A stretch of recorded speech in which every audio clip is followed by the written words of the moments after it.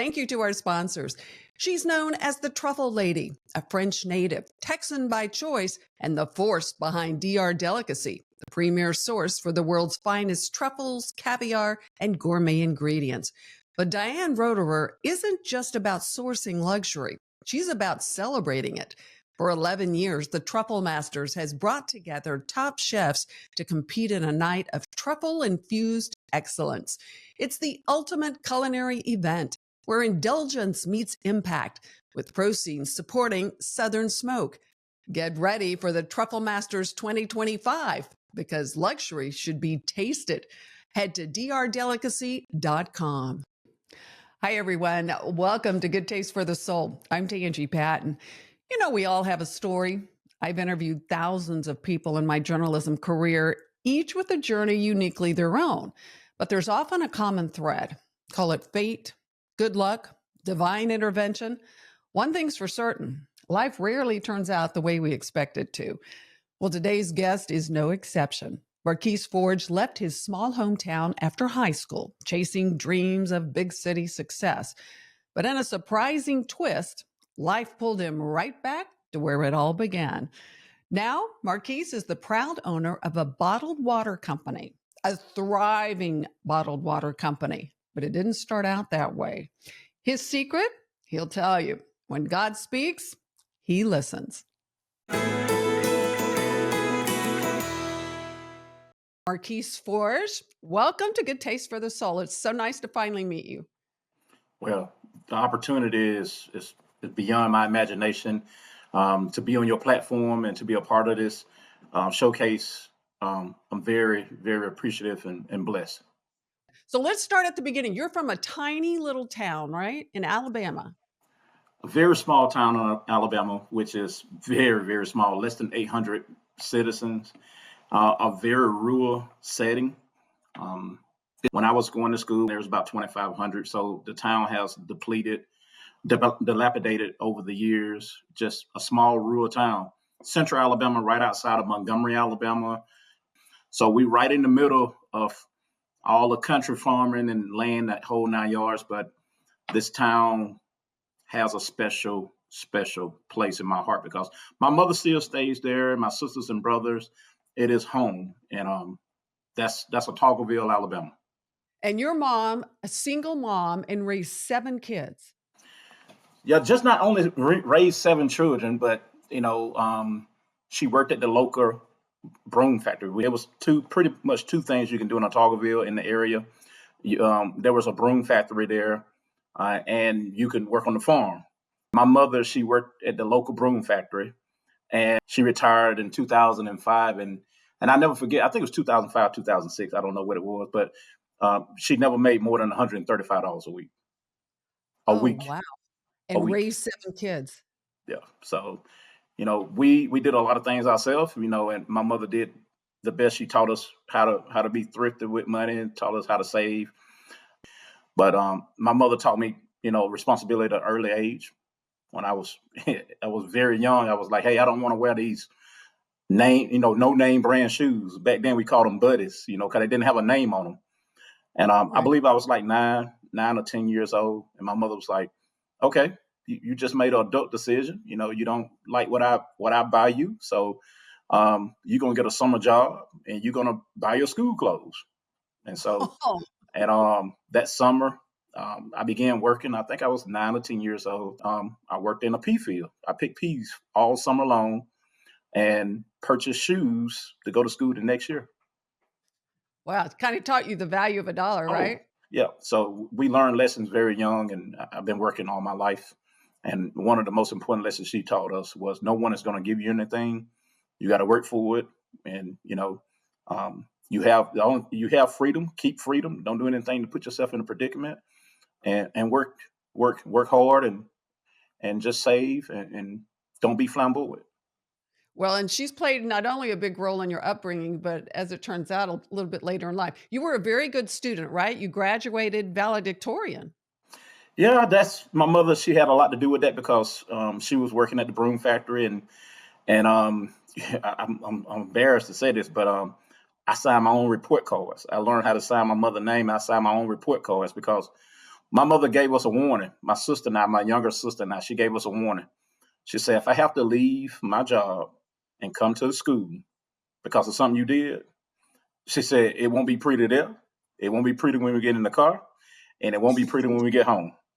So my mother never came to the school. My mother never came to the school, maybe some ceremonies or something like that. But my mother worked on production.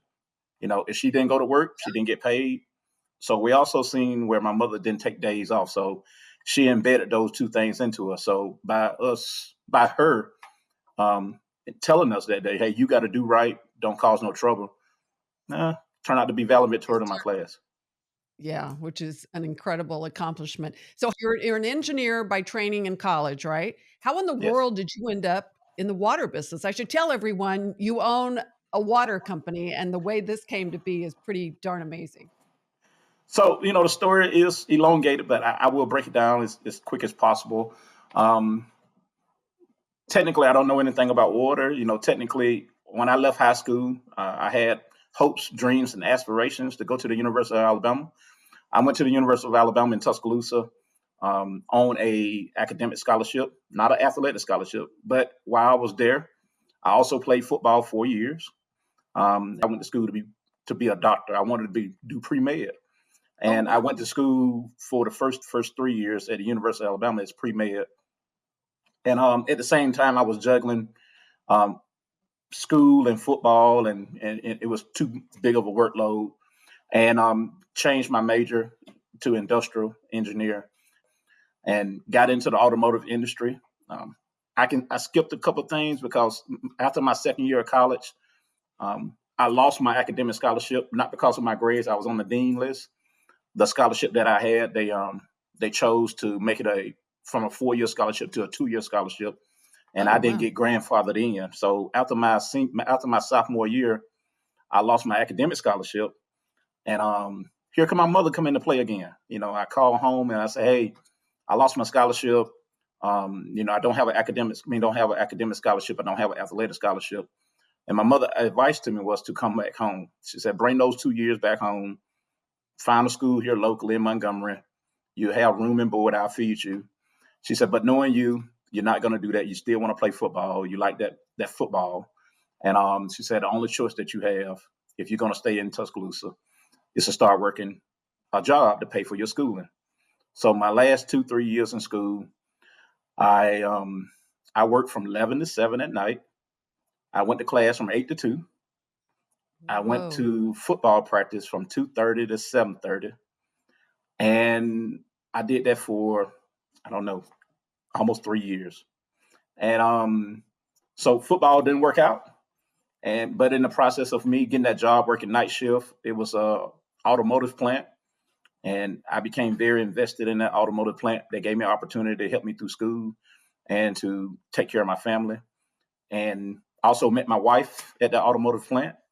And with that being said, I got into the automotive industry and worked my way up the chain. And so from there on, I started providing for my family and did really, really, really well. Did really well for myself as an engineer in the automotive industry.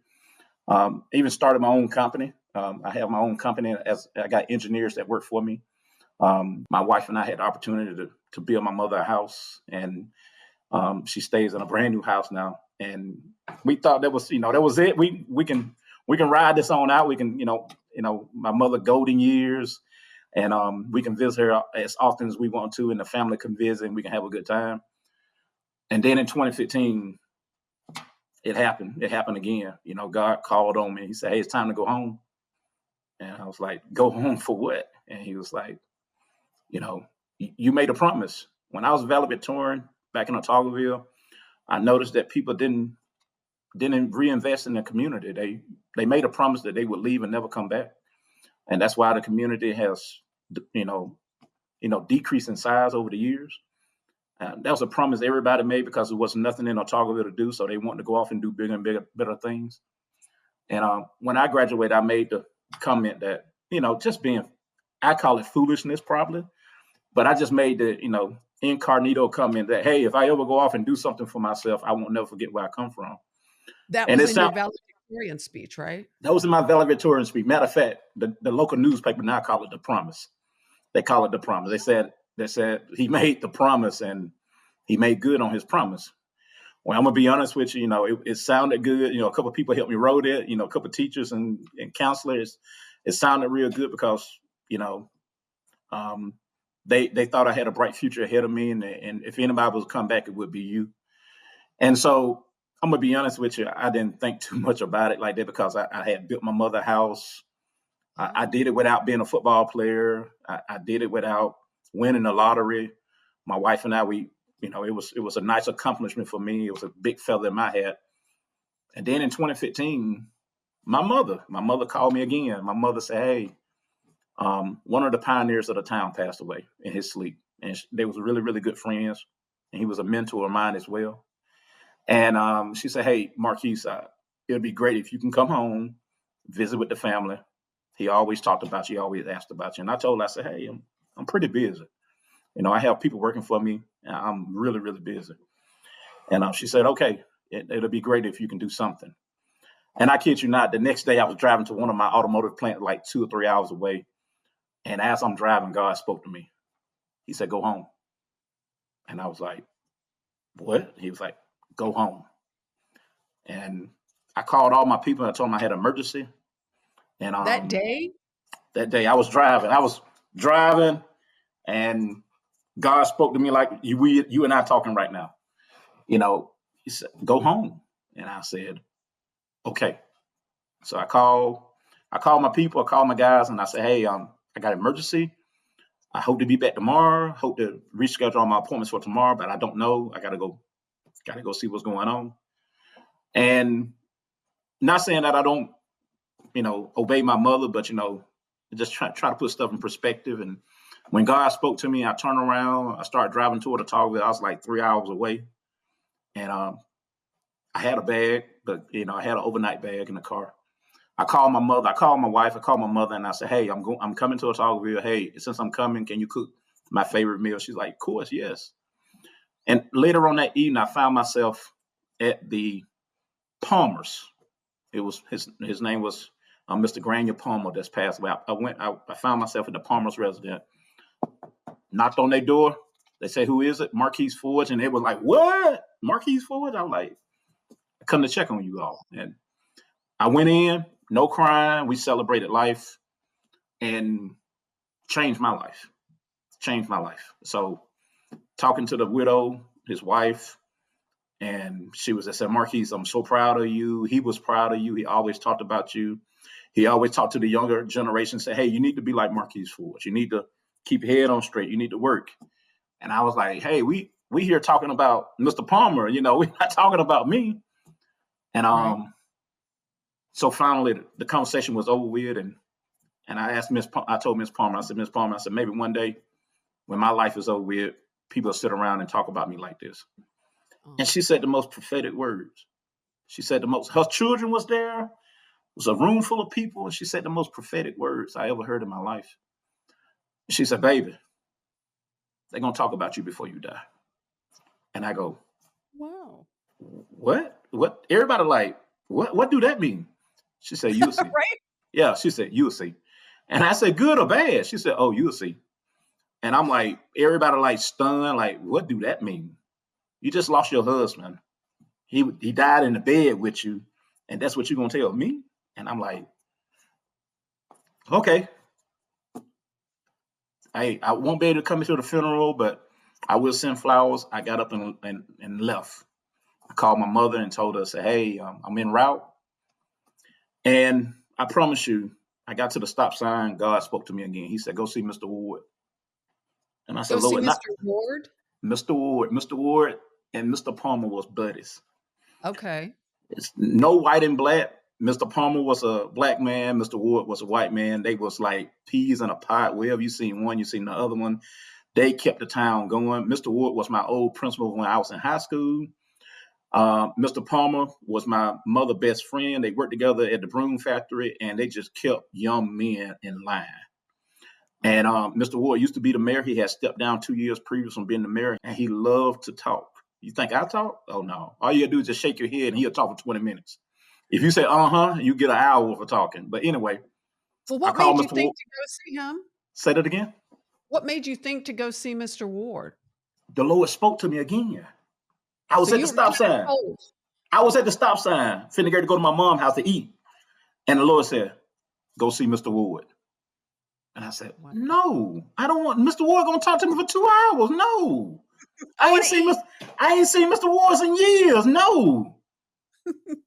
And at that moment, two things happened to me. At the Palmer's house, she prophesied to me. At that stop sign, obedience is better than sacrifice. So I put aside the meal. I went to go see Mr. Ward. And I called him, and he was waiting for me on his steps. He was 83 years old at the time, parking He was disease. waiting for you? He was waiting for me. He got parking disease. His hands were shaking, standing on his steps. And I'm like, oh, okay, what is this going to be about? So I get out the car. He's standing on his steps. I'm standing on the ground. I said, Mr. Ward, how you doing? Fine. I just went and visited Miss Palmer. And that's all I had to say. He started talking. 45 minutes go by. I ain't said anything. 45 minutes go by. He's still talking. And I'm like, Lord, please help me. I need to go home, eat this food. Please get me out of here, please. And I said, help me understand what he's trying to tell me. And it happens right on Mr. Ward's porch. It happens. What happened? Mr. Ward was lamentating about the town. We need help. We need help. That's all I could hear. We need help. We need help. Mr. Palmer died. I'm 83 years old. I got parking disease. We need help. We need help. And I say, okay, I hear it. Mr. Ward, what can I help you with? He paused. He looks and he pointed his finger at me. He said, you can run a water balling plant. I said, excuse me? He said, you can run a water balling plant. I said, Mr. Wood, I want to tell him, not only is the parking disease is in your hands, it's in your brain too, because I am an engineer. I live 2 hours away. I got people all over the Southeast that I have to visit on a monthly basis. I'm talking about, you sound foolish. And I look at him. I don't say anything. I said, Mr. Ward, I don't know anything about water. I don't know anything about no water plant. I just came by to see you. I was being obedient. I'm finna go home to my mom's house. Good night. I'm hungry. Yeah, I'm hungry. Good night. And he was like, hold up a minute. Get in my truck. What are you talking about? No, get in my truck. So I get in his truck. We drive across town and we stop in front of this old, dilapidated building that no one has been in 4 or 5 years, maybe. And I said, what is this? He said, this used to be the old water plant. I said, well, this ain't helping your case because this is trash. And he was like, no, Marquis, no. You can help put people to work. You can help, give the economy in this town a shot in the arm. I said, Mr. Wood, I'm not interested. No. Take me back to my car. I'm going to my mom's house. I'm out of here. Mr. Ward had one last trick up his sleeve. He said, you remember you was in 11th grade? Yeah, I remember I was in 11th grade. Say, you remember you was the Beta Club president? Yes, I remember I was the Beta Club president. He said, you remember you went on the Beta Club trip to Mobile? Yes, Mr. Ward. You remember the $300 you borrowed from me because you needed a suit? You didn't have a suit. Never had a suit before. You never had the shoes. You never had the shirt. I said, yeah, I borrowed $300 from you. He said, you never paid me back. I said, Mr. Ward, I sent you money all the time. I sent you $2,500 for the park. I sent you money all the time. He said, you sent it for the park. You never paid your debt back for the suit. I said, I got $300 right now. I pay you. He said, nope. What I need for you to do is I'm going to call this gentleman that owns this plant, and you're going to talk to him and see what you can do, and then we'll be even. Oh. That's how I got into the water business. Did you ever get to eat your mom's meal? 2 hours later, yes. Yes, 2 hours later. Um, I was I was thrown into this position. 2 days later, Mr. Wood called me with the guy number that owned the plant. I started talking to the guy. The guy asked me 1,000 questions about what I know about water, nothing. What I know about TDS, nothing. What did I know about PPM, nothing. Other than the What's automotive. TDS? When you TDS started, is TDS is a acronym used in the water business called total dissolved solids. So oh, if you okay. was to take water and evaporate the water off, it's going to leave so many minerals, and they weigh it. Whatever's left. Yeah, it weigh it and tell you how much minerals in the water. And then ppm, parts per million, they weigh it by parts per million. And so he asked me all these things. No, sir. No, I do not know. Do you know anything about the glaciers? Do you know anything about the aquifers? Do you know how water is found? Nope, nope, nope, nope. And he said, Nada. "What?" He said, "Why did you call me?" I said, "Exactly. When Mr. Ward call you tomorrow, you tell him that I call you. There was nothing I could do. I was not interested. I was not a good candidate, and this conversation is over with." So you were determined to not do it, to get out. I have no need. I don't know anything about water. Why would I go invest money Yeah, into a water company? I know yeah. nothing about it. Why would I do that? I'm a businessman, not a dummy. So so he said, "Hold up, sir, before you got the phone. I got one last question for you." I said, "Okay, shoot, go ahead. Would you like the opportunity to save the town?" Mm. Hmm. Hmm. Okay, that's a good question. I would like to have the opportunity to save the town. He said, "Okay, then. What time do you get off work every day?" "Between 5 and 6, no later than 7." "Okay. Every day you get off work, Monday through Friday, I would like for you to call me, and we're gonna start the process." "What process?" He said, "From the beginning." "What beginning?" "Call me tomorrow and I'll let you know." That was in September 2015. And that was all on a phone call. So you had not met him. All on the phone call. The next day I called him. I was piqued. I was interested. I was intrigued. I Yeah. like to see what he's gonna talk about. Called this gentleman that owned the water bottling plant that had been on Autaugaville since 1999. Just a shack in a shed. Didn't have much, didn't produce much. And he began to question me and began to mentor me on everything about water. Every night, Monday through Friday. He was like, I don't know. He was like the sensei. I was a student or something. I'm finna Oh. be this top prospect ninja or something. I don't know. It was fascinating. Notes, because if you're talking every day, that's a lot of information. Four blue binders, 4 inches thick Oh my of gosh. notes, because I am a note taker. And I would take these books to work with me. And when I got a break, I was like, oh, he gonna ask me about this. I got to learn this tonight.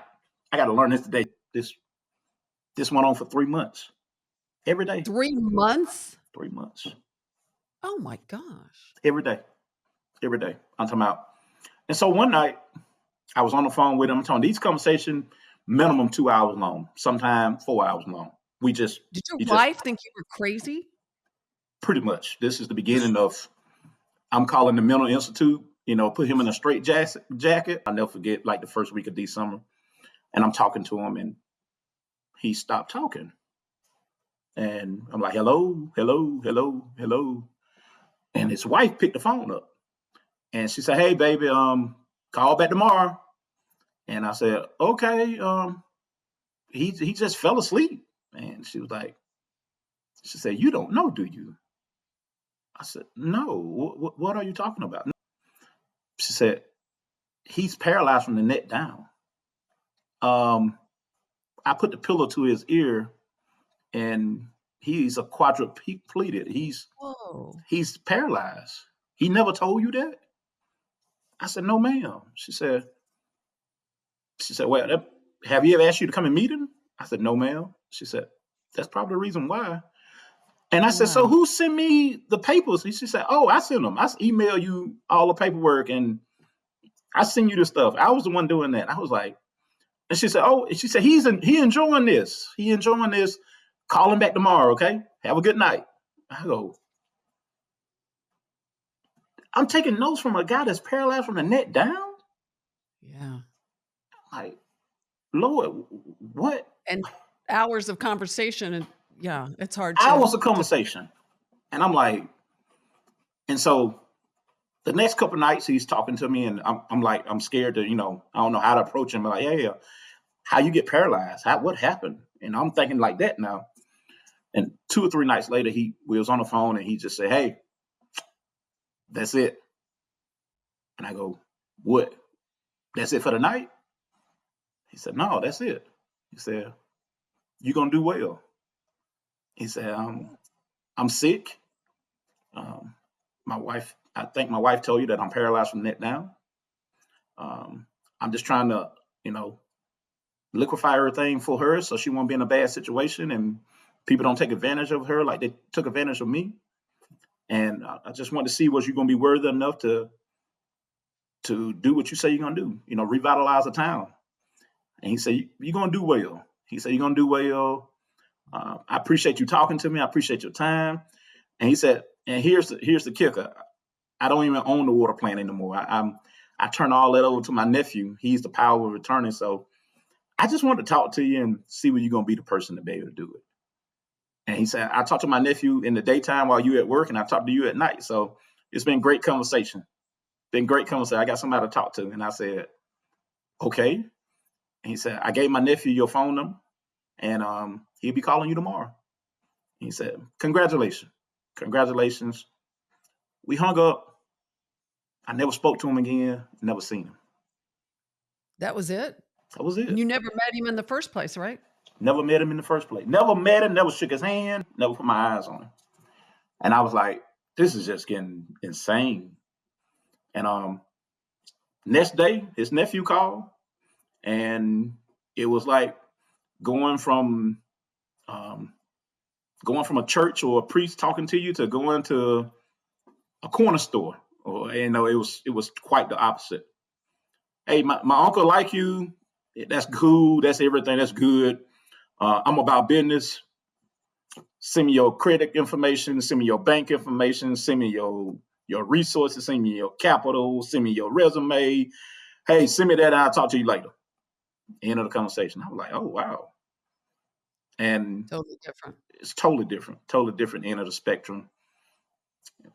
A week after Christmas, we want to see the inside of the plant. I got some partners that I didn't talk to. We started to pull our money together because we want to go ahead and purchase it, and we never get all in at this point. Oh yeah, we was all in, all in, and we never get to see the inside of the building. We supposed to have met this gentleman at the plant, at his facility. He stood us up 3 times, and it was about a week after Christmas. I was talking to him. I said, you haven't even gave us a price. And he gave us this stupid, absurd price. He was like, hey, I want $4 million. I said, hold up. Did you say 4? And mil? Did you put those 2 words together? He was like, yes, the upsides of this. I said, listen, hold up. First of all, time out. Stop. First of all, I don't have 4 million, but if I did, I could buy the whole town of Autaugaville, all the houses in it, and have a couple million left over. So there's no way in the world that I'm going to spend $4 million for a shack that hasn't been running. All it was. That's all it was. It was a 1,500 square foot building with a tank outside and a little bit of well. I said, so it wasn't a plant. It was a hobby of a plant because everything was just, I don't know. I didn't get to see it. Some people that used to work there told me about it, but I didn't get to go in. And so Here it is. God just sitting there. I know God was eating popcorn during this time. He was just like, let's see what he's going to do now. Let's see what he's going to do. Watch, Jesus, watch this. Why would he do? I said, listen, I'm not paying you no $4 million. I said, I don't have it. I said, is there any other options? He go, okay, I'll give you another option. I'll tell you what. My uncle said you already started with some relationship with some people in the area. You go ahead and start the plan up. You go ahead and do what you got to do.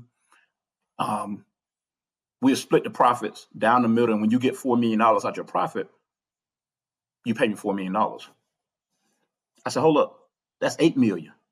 He said, my uncle was right. You are pretty smart. I said, that's a loan shark. And so we went backwards and forth. We started arguing, debating.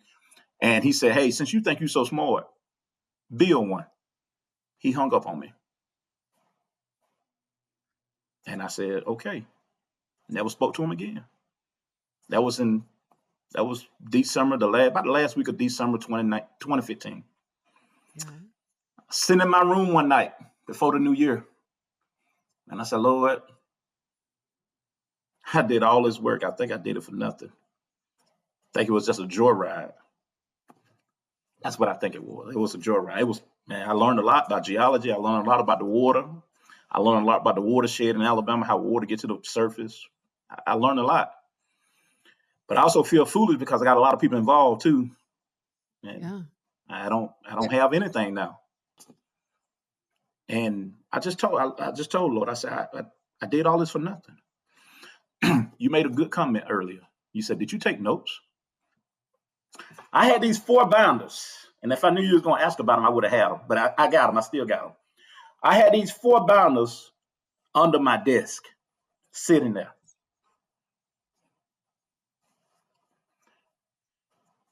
God gave me a burning bush moment. I just said, I did all this for nothing. Those books lit up in my room. And I was like, what? I gave you the manuscript and you telling me I left you with nothing? I gave you the manuscript. I opened up volume 1. That's what I call them, volume 1, 2, 3, 4. I opened up volume 1. I just started flipping through it. Through it. And everything that I heard just start magnified. It started to get louder. It was like a screaming voice, like, I have given you the manuscript. You do not need them anymore. And I was like, okay, I'm sorry. Wow. I'm sorry. Now go and build it. Oh, okay. So like the next night I'm on the phone, the conference call, say, hey guys, it ain't going to work out with us buying. We're going to build one. They was like, okay, hold up, stop. We didn't know anything about buying one that's already built. What do you know about building one from scratch? So I got my notes. And I got a manuscript. God told me to go. So you don't have You to had go. a how-to manual sitting Said, under your desk. yeah, You had a how-to manual. I got a manual. I got a water bottling plant manual under my desk. I said, you ain't gotta go. I'm just telling you what God told me to do. Y'all can go if you want to. You can stay here. I ain't got a gun to nobody here. You ain't gotta go. 2016, March 2016, I went down and formulated M-Rain Industries. That's the name of the company. We started going out, talked to the chamber in Prattville, Alabama. We talked to the mayor in Autaugaville. We told them our plans. We got a civil engineer. We started talking to banks. They laughed. They laughed at us. They thought Did they really? They was like, you seem stupid. Listen, you probably need to go back to high school where you're a valedictorian because you're outside of your league right now. Oh, okay. All right. I'm just keep going because God told me what to do. Just keep going. Laugh at me. Family members laugh at me. Everybody laughing at me. So 2016. We was at an event at one of my partner's house, and we was talking to my partner. His name is Kelvin Brickhouse. I was working with him at one of the automotive plants, and we met. We really became close friends because he watched me finish off building my mother's house. He was like, "You building your mother a house?" I was like, "Yeah." He was like, "Who does that?" God told me to do it, so I really ain't got no choice. And he became intrigued by that. He was like, he watched me build that house, and he was like, "Don't you have a house?" I was like, "Yeah." He said, "Is it paid for?" "Mm-mm." "Why don't you take that money and pay for your house?" "Well, no. God told me to build this house, and that's what I'm doing with the money that he gave me. I'm following instructions. And so he'd known that about me, that when God tell me to do something, I just do that. And it may seem foolish to you. It may seem foolish to me, but I'm not the author and finisher of my faith. I follow instructions. And so we was at his house on a weekend. He was having an event, and his best friend that became a partner, and his sister that became a partner. We was all there, and I pitched the idea to them. They were like, "Okay, we in." So it was 4 of us, and we had deposited the money into a bank account, and we had a substantial amount of money. We liquefied everything. Tangier, I tried to sell some of the family members. I was trying to get as much money as I can get. I was So the going. banks you never got a bank involved. They never wanted to do it. We started talking to banks, and they led us on from one to another, one to another, one to another one. And in 2016, we decided, we were like, hey, we just being puppeted along. So we're going to take our money that we have. We'll still continue to go after the banks, but we're going to take the money that we have, and we're going to start this process, because we do not want to be, we want to be about God's timing. So we took the money that we had in the bank, and we drilled it. We purchased some land. We purchased 5 acres of land. We dug a well, an industrial type well. We cleared the land. We got the land ready for a building, 22,500 square foot building. We poured the concrete. So big building. You were building a pretty good size. And everybody was like, why? The old water bottling plant went but 1,500 square feet. It went but 2,000 square feet. I said, listen, I'm not following your instructions. I got a manuscript over here that I'm following. I'm doing what he asked me to do. You don't even have no customers. I don't care. I'm doing exactly what he asked me to do. Okay, all right.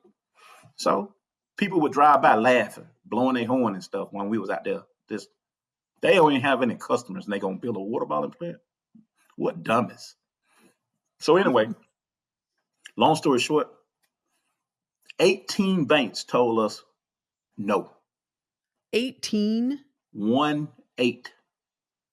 Oh 18. 18 banks pulled my credit. Whoa. 18 banks told me no. No. Some of them took a day to say no. Some of them took 6 months to say no. But they said no. They would string us along. Oh, we can go through this program, and they'll write our names on the books. Yeah, we tried to help this big dummy, but we couldn't do that for him. And so it was. So you guys had to pool all your money because the banks thought you were crazy and didn't. Oh, they want to knew do we was it. crazy. Well, I think you got the last laugh on that one. Oh, let me tell you. So,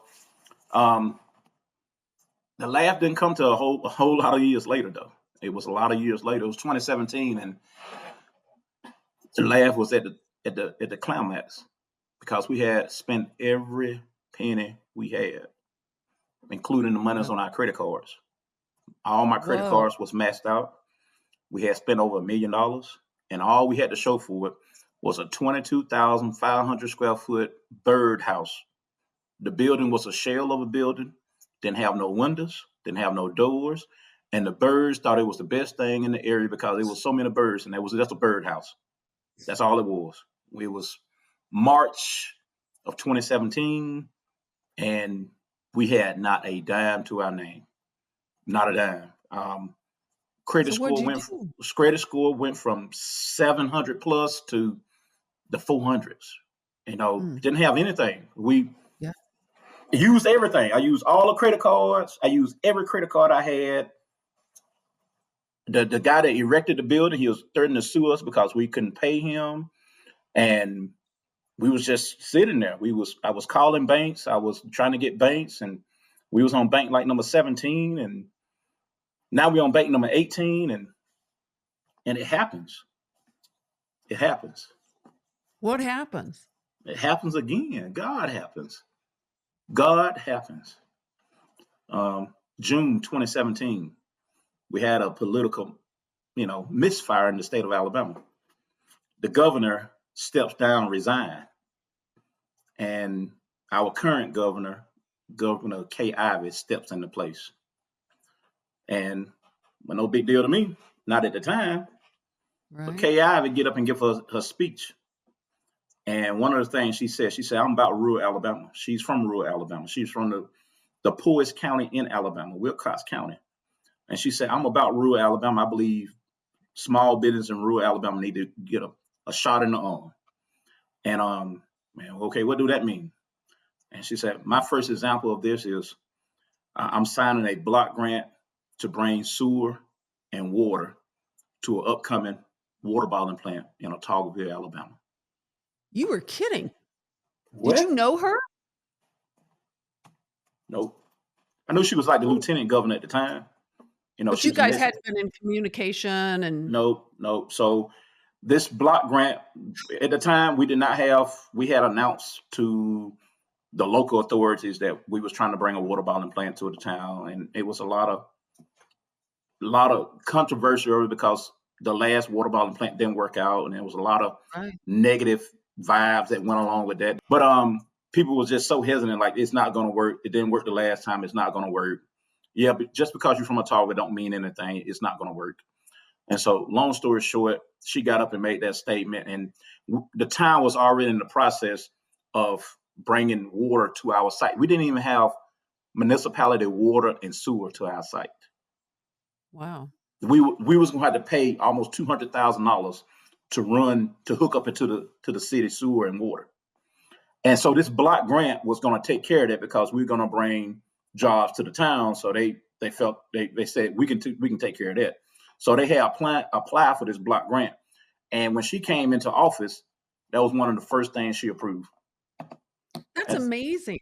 It's not like you guys hadn't lobbied for it. You hadn't met her. nope. And Wow. I kid you not, the first thing that happened, my niece called me and said, "Hey, are you watching TV?" No. And she tells me about it. It was at 227. Never forget it because and this is all biblical. I'm a Bible guy. And it happened at 227. I said something about 227. And if you was to go to, I think it's Joel, the book of Joel, chapter 2 and 27, it speaks about what we was going through. And I said, God is talking to me. God is talking to me, and I'm okay with that. God is talking to me. And so about an hour later, my brother called me, and he was like, "Hey, I seen you on the news. Great job. Are you still looking for a bank?" And I said, "Yeah." And he go, "I believe I can help you out." And he introduced me to a credit union in Montgomery, and we There had a you go. meeting with him. And I was on bank 18. They was bank number 19. Um, Good night. So um, the verse for people who were listening, and I didn't know what Joel 2:27 said, says, "Then you will know that I am in Israel." I don't know why I'm getting emotional talking to you about this now. "That I am the Lord your God, and that there is no other. Never again will my people be shamed." yep. He was like, Wow. "You're not gonna be put to shame. Just do what I said. You'll not be put to shame." And I was like, when she called me, it was 227. I was like, this 227 is just beam me up. And I was more concerned about 227. I was like, I gotta go find it. And I found it in Joel. And here it is. If you was to read even more of it, start with verse 26. It says, "You shall eat in plenty and be satisfied, and praise the name of the Lord your God, who has dealt wonders with you. And my people shall never be put to shame. Then you shall know that I am in the midst of Israel. I am the Lord your God, and there is no other. My people should never be put to shame."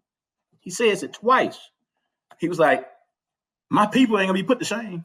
And I was like, okay, I got it. So my brother called me an hour later, and he's like, "Hey, I can help you out. I believe I can get you a meeting, but you have to do So everything else."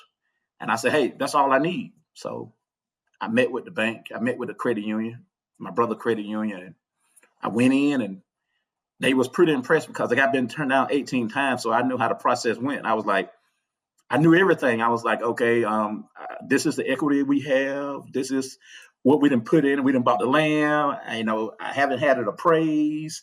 Every time someone turned me down, I just didn't get mad and walk away. I said, hey, hold up, excuse me. If you don't mind, no, you're not going to give me the loan.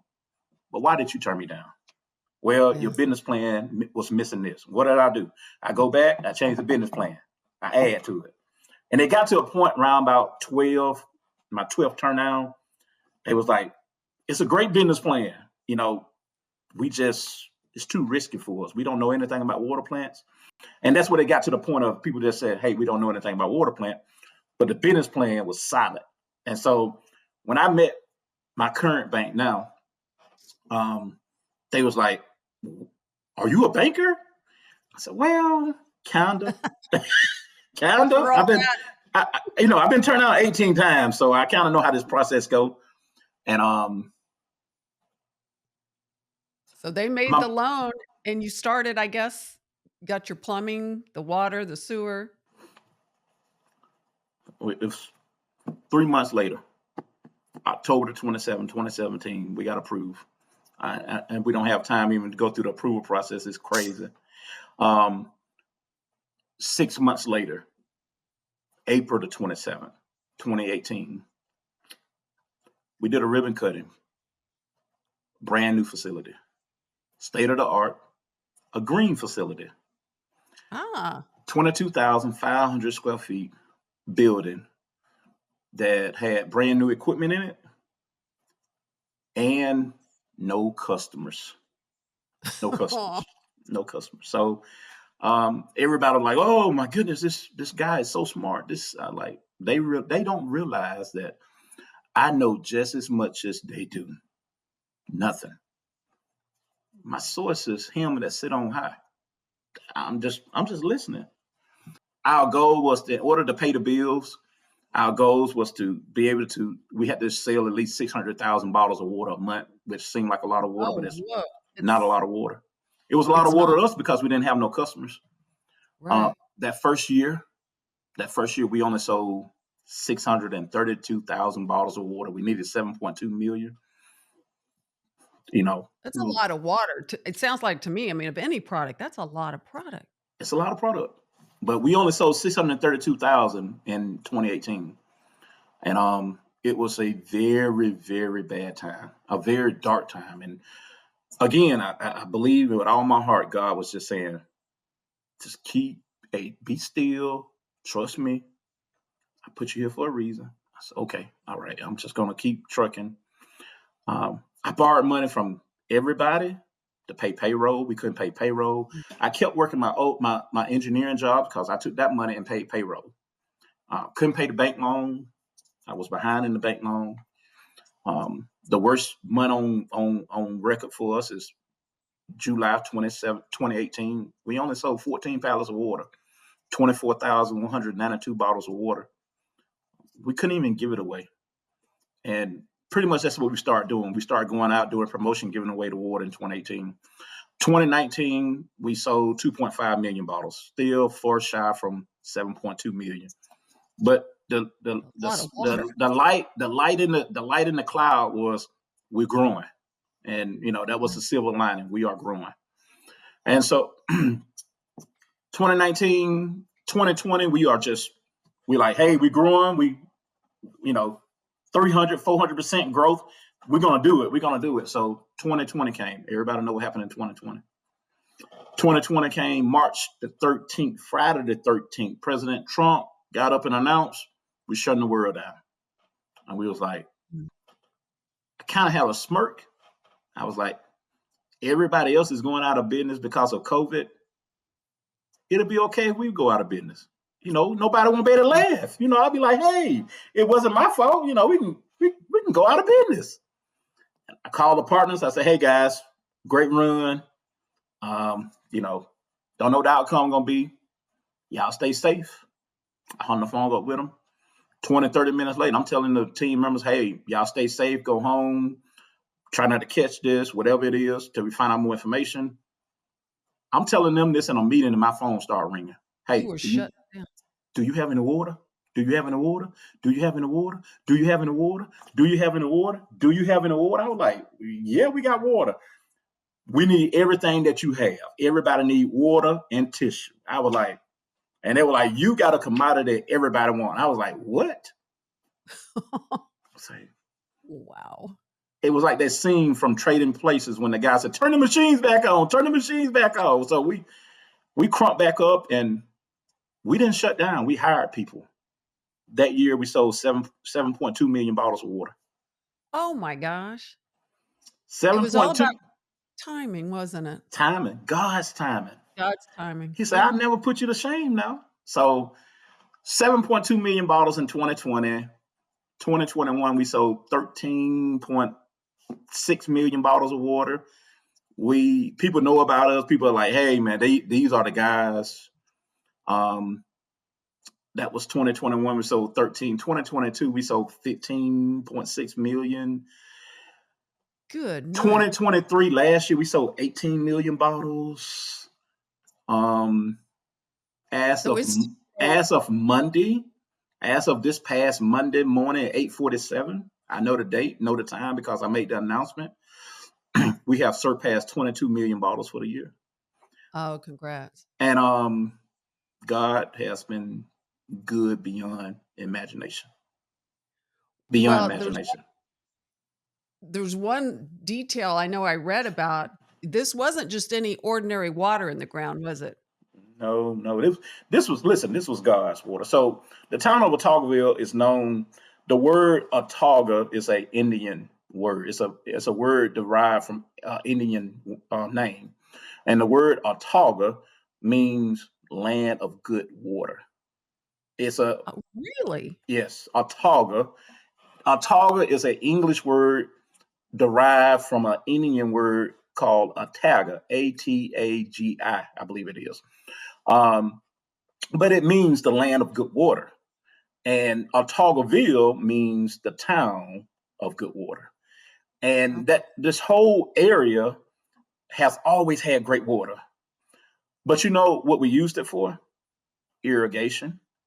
You know. Yeah. And so we knew the water was there. And we're not the first to try this, but we're the first to be successful with it. But you had to get it tested, didn't you? I would imagine the process to get a commercial bottle of water to sell. Oh yes.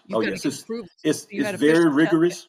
It's very rigorous. It take over a year of testing. You got to test every day. You got to test 3 times a week, every week for 52 weeks minimum. Whoa. And nothing can change. No bacteria can show up. No E. coli, no anything could not show up, or the test failed.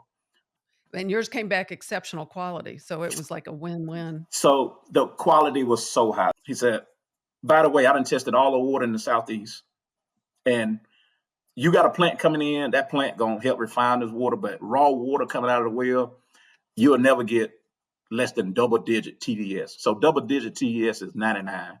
So your TDS for water, for bottled water drinking water run from 0 to 500. So about 2-3 days later, he called me. He said, Mr. Ford? Yes, sir. This is the lab calling. I said, okay. Are you sitting down? I said, yeah. He said, well, I'm here to inform you that both of us was wrong. I said, okay. I said, what that mean? He said, I told you that it'll never be under 100. If you get 99, you got a really good well. And he said, I was wrong. I said, okay. And then he said, you was wrong too. You said that you hope it'd be like, if it's a 20, 25, it'll be great. I told you it'll never be that. And he said, sir, you was wrong. And I said, okay, so what is it? He said, are you sitting down? I said, yes. He said, I ain't never seen this before in my life, but the TDS of your water is 8. 1, 2, 3, 4, 5, 6, 7, 8. Wow. He said, this is some of the softest water, some of the most purest water that I have ever tested in my time here at this lab. He said, I have been at this lab for 35 years. He said, this water tests better than anything that we have on file. He said this water tests 10 times better than anything we have on file in the last 35 years. And I go, good night. I said, excuse me? He said, sir, you got liquid gold. You just need to figure out how to put it in a bottle and sell it to people. He said, because I'd never seen anything like this before. Matter of fact, if I had not came down there myself and took the samples, If one of my other technicians would have came down to the sample, I would have sent him back again because this is impossible for this well to be of this quality coming straight out the ground. Whoa. What went through your mind when he told I you need a that? loan. I need a loan. I need a loan. I need a loan. I need money. I need money. I need money. I need somebody to believe me. I need somebody to Yeah. believe me. And all I can think about is that I don't know anything about water. And why did you choose me, God? Why did you choose me? I was, Why do you think he did? I don't know. I guess because he knew my heart. He knew I wanted to help. I wouldn't. I promised him that if he helped me, if he showed me, if he take care of me, I wouldn't take care. I wouldn't take care. I wouldn't take any of the responsibility. I wouldn't take any of the. I would give all the praise, glory, and honor to him. I wouldn't take the credit for any of it. I think that's the biggest thing, and my belief. I just believe that if he tell me he's gonna do something, I just believe he's gonna do it. I believe he's gonna do it. I believe that everything he take me through is for a reason, and all I got to do is just stay in line, stay still. I try not to do anything under my own power. I'm really good about, hey, tell me what to do. Whatever happened to Mr. Ward? So, Mr. Ward, 2 years ago, passed away from Parkinson's disease. The plant was built. Well, it was in 2022, 2021. I think it was 2022. God put a lot of people in my life that was awesome. Mr. Ward passed away. My oldest brother that introduced me to the bank, he passed away 2 years ago, and it was it's like God put so many people in my life and said, "Hey, I want you to carry this torch. I want you to carry this legacy." They believed in me. They was like, "Hey, we're gonna do this. We need for you to not just do it for yourself, not just do it for the town, but do it for us. Run the race set before you. You know, they laugh at you. Just keep running, keep running, keep running." Well, that's what you did. Yes, ma'am. And it's such a great, amazing story. Yes. It Thank truly you. is. I'm very grateful that you agreed to share it because I think it's one a lot of people would love to hear. I don't know about you, but I don't really believe in coincidence. No, no, no, no, In no. hearing the different people God put in your path, Yes, certainly steered you in a very specific direction. yes, And the yes. fun's not over yet. No, not at all. So we have, man, we have racked up some things that is unbelievable. We sit back and watch it. April 2019, Governor Kay Ivey signed a resolution stating that 1186 real artesian water that is bottled by M-Rain Industries in Autauga County in Autaugaville is the official state water of Alabama. Uh, so I don't know how many bottled water companies is the official state water. So we are the official state water of Alabama. God's word has pushed the water to heights that man could not even think about. The water is all natural. It's no chemicals, no additives, no preservatives. It comes out of the ground. It has the taste will surprise you. First of all, it is what water is supposed to taste like. We don't do anything to it to change the profile. We ship water to all 48 states online, but we have stores in 13 plus states across the Southeast. Well, it Uh, sounds like you're continuing to grow, and I would imagine I think it's going to be very interesting with the new administration and RFK Jr. coming in and putting such an emphasis, or the whole administration is, on our health. yes. And, pure, beautiful water like that is going to be in demand, I bet, even more. Oh yeah, most definitely, most definitely. And we are just so proud of the revitalization process, and we're so proud of our team, and we're so proud of our partners, and most importantly, we're so thankful that God gave us the opportunity to operate in this space. Because again, this is a prime example that if you just be obedient, obedience is better than sacrifice. That's what I want to say. You know, um, I'm not responsible for what happened, good or bad. So I don't go around hanging my head down. You know, we didn't get what we wanted. God has timing for everything. There used to be a saying that said nothing good comes out of Autaugaville, Alabama. Nothing. And now the cry from the wilderness is not only did nothing good come out, but the best water in the world is right here in Autauga, Alabama. And one of our own is bringing it to the masses. Isn't that wonderful? Talk Yes. about full circle. Yes. Well, you certainly have, and your story certainly blesses us. It's very inspiring. It's very inspiring. He spoke and you listened, and you've transformed your hometown. Signs, miracles, and wonders is what we stands for. God gave a sign, he produced a miracle, and now he's showcasing a wonder that says, why, how did this come about? And it all came about by belief, having faith, and putting in the work. That's how it came about. He could have chose anyone. He chose me, and I'm very thankful he chose me. We have limits to what we think can be done. God doesn't. Mm-mm. No. And it's a beautiful thing when you see your story. It truly is a blessing to meet you, to hear your story firsthand. I know everyone will get something out of hearing from it, and I hope I do get to cross paths with you. I'd love to You go. see Hey, I'm inviting you. Autaugaville. I'm publicly inviting you right now. You know, you be all over the world. You can fly to Birmingham or Montgomery, Alabama, and I'll come and pick you up. You spend a day with me. I need 2 days. Spend 2 days. All I will right. give you a VIP tour. We have a Sprinter van. We are first class. We made sure we didn't half step on anything. And I promise you that when you leave our location, your world, your life will be changed. I promise you. Your story is amazing. I Mhm. really appreciate you taking the time to share it with our viewers. Most It's definitely. exactly the kind of stories we want to tell on Good Taste. It really is. It's an amazing story. So Very, for very appreciative. for your viewers, if they want to know anything more about 1186, I just want to give them this. If they want to know anything else more about 1186 and our story that what God has allowed us to be stewards over, you know, they can visit the website 1186, spell out 11, ELEVEN, the numbers 86 water, spell out water.com.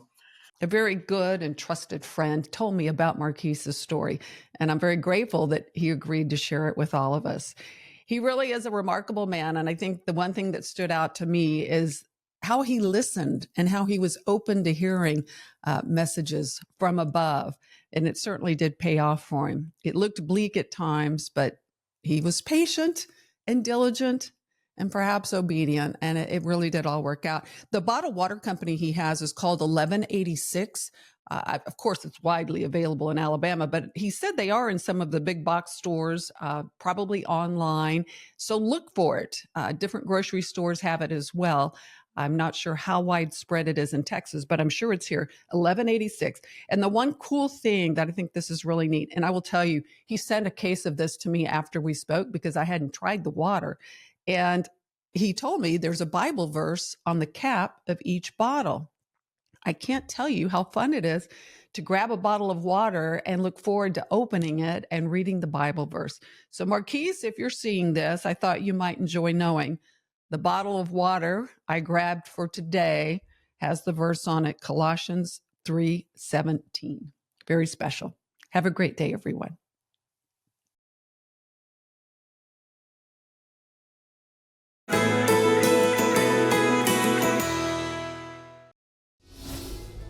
Get social with us. Follow us on Instagram at Goodtaste TV.